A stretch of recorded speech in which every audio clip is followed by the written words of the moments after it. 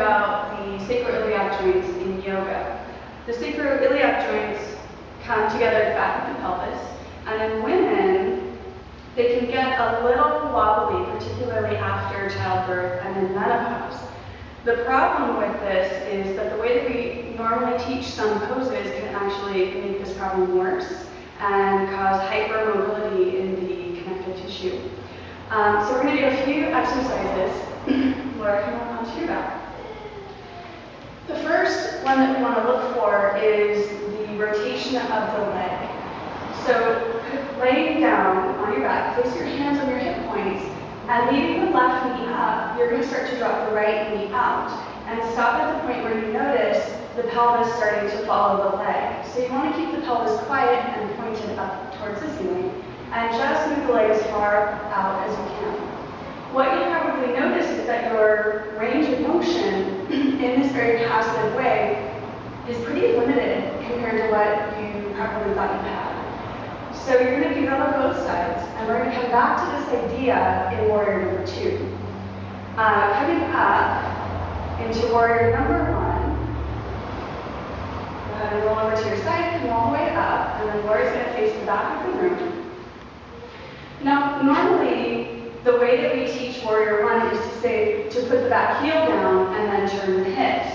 Now, if we were looking at Laura's pelvis, I'll use my little model here to demonstrate, you'll see that her pelvis is now facing more out to the right, okay?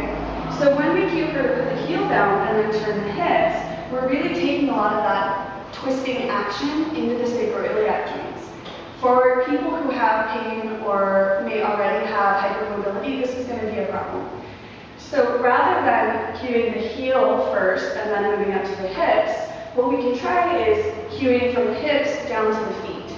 So Laura's going to take her back heel up, now square her pelvis, keeping the pelvis stable. She's going to use just the leg rotation to try and take the heel down. And what you'll notice is it's a lot harder than it sounds. So coming back up, keep the pelvis stable. Good. Keep this here. And she might not be able to get her heel all the way back down, but she's moving down just from the femur. Okay? And you can see, still a little bit challenging. So work with that in warrior number 1 and see how that goes, and take it into your classes with your students and really start to play with this idea.